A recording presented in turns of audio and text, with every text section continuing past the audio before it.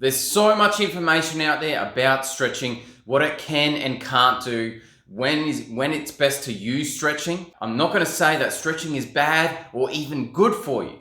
Today, I'm going to talk about what situations stretching won't work for you and when it will actually work for you.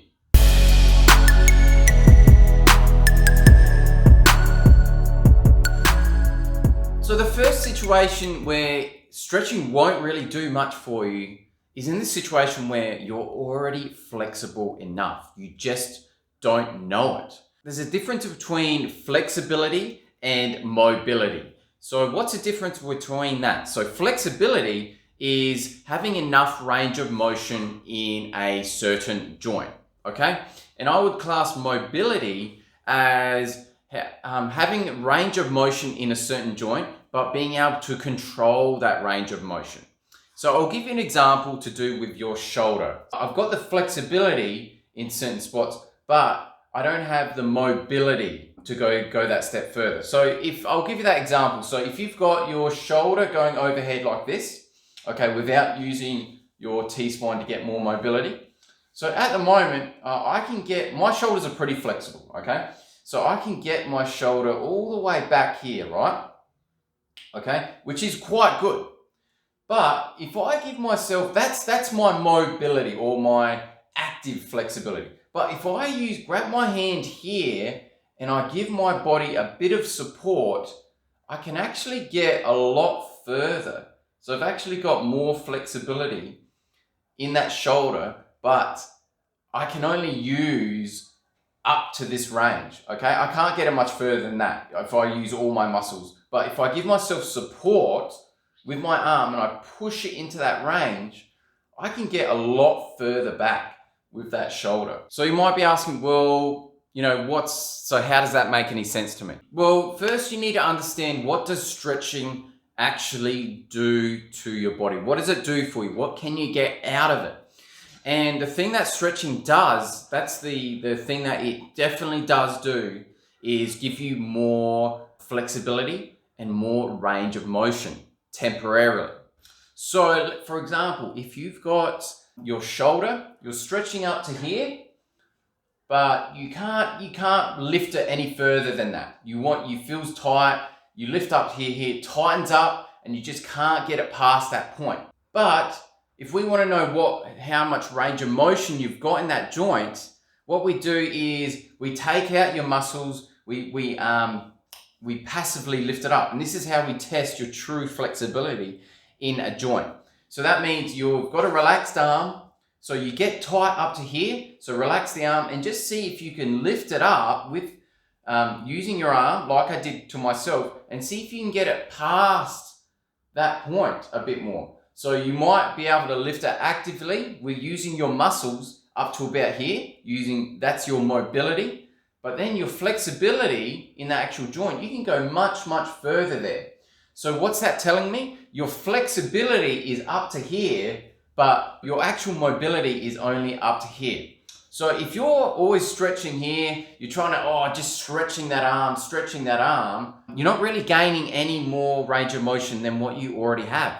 Because the actual range of motion is well past your actual mobility. In these situations where your flexibility exceeds the amount of mobility you've got, stretching isn't really going to do much for you. Because remember how I explained before? What does stretching do? It increases range of motion in a joint temporarily, okay? So if we already know we've got the range of motion there, but we just can't control that range of motion, stretching isn't really the best way to fix the problem. That's why you might get stuck just stretching all the tightness away, just kind of stretch all the time. You do it before and after the gym, but you still feel tight all the time. You're just stretching all these things and whatnot, but the tightness just doesn't disappear for you. The reason is your flexibility isn't the problem. It's that you can't actively use that flexibility, i.e. mobility. So the question would be, what do you do in those certain situations where it's not a flexibility issue, it's more of a mobility issue? Well, what you need to look at is practicing using that range of motion, okay? So I wouldn't recommend doing any stretching, any ball rolling, or any of the stuff that gives you that extra range of motion because you've already got it. What I'd recommend, or what I do with my clients, is instead of working on the flexibility or increasing the range of motion, because I already know they've got that, is I start working on their stability and their motor control. In other words, how they can use the muscles around that joint. So, and a good example might be if you're trying to get more external rotation in your shoulder. If you're going up like that, but then you end up going like this to gain that extra range of motion, you're just going to practice locking down the rib cage, your torso, getting stability in your torso, and then slowly working into those ranges, okay? In other words, using your muscles, using your body to take you there rather than other parts of your body, okay? So there's no point in me just stretching and stretching if they can already go all the way back there. But if we want to use our muscles and the stability of our body, we've just got to practice going through that range of motion and really working through. Going through exercises like that and then using that range of motion in your day-to-day living or in the gym in certain exercises. The second situation when stretching just won't do anything is you're stretching or you're mobilizing the wrong joint.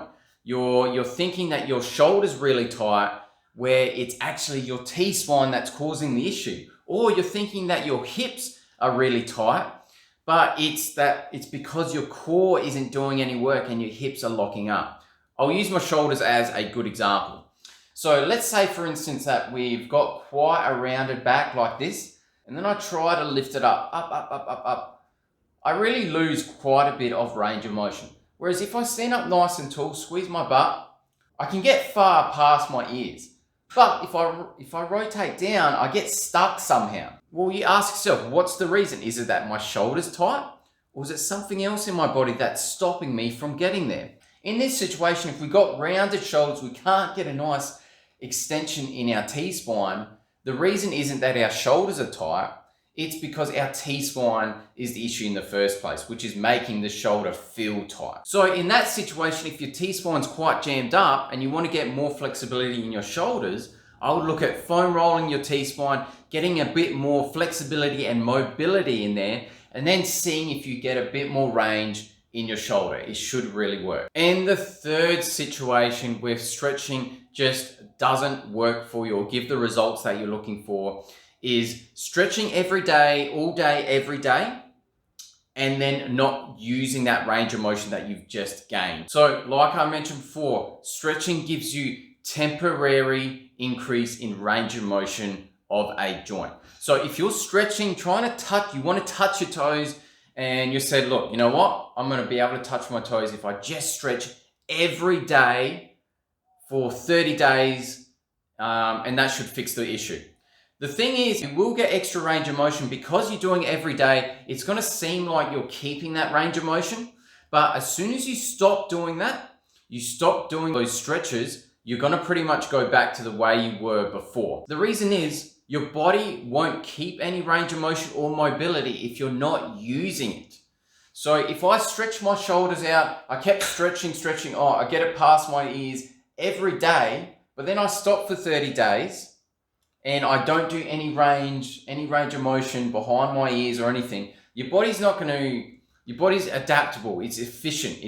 There's no use in your body keeping this extra range of motion that you don't have any strength or that you don't use. So it really is use it or lose it, okay? Your brain's going to tell your body that, oh, I haven't used this range of motion for a good while. I'm not strong in that position. So let's shut that down. Let's close it up just to be safe, to be more efficient. So for your stretching or any mobility exercises, getting on the foam roller, getting an extra bit of range of motion, for it to be effective and last longer and forever, you need to mobilize your body, get that extra range of motion. You need to activate the muscles around that joint so that your body learns to use that extra range.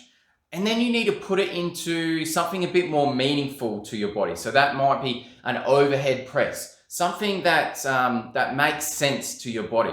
Because if we give you that extra range, we add in a bit of activation exercises. We're really just activating muscles, in isolation. Your body doesn't work that way. Your body works as a whole system. To sum it up, you would mobilize for a little bit, get a bit of extra range of motion, maybe activate those muscles around that in that range, but then also use it in like a much bigger movement, okay? So that might be something like a shoulder press, for example, or if you're working on, hip mobility, it might be a hip hinge or a deadlift, okay? Because the reason why we put it in these bigger movements is when we activate those muscles, we mobilize, we do these sort of things, your muscles and your mobility, they need to interact with other parts of your body. So when we do a hip hinge, there's multiple things going on. When we do a shoulder press, there's multiple muscles talking to each other and helping each other out. That's pretty much what sums up the human body, okay? We're a bunch of different systems talking to each other.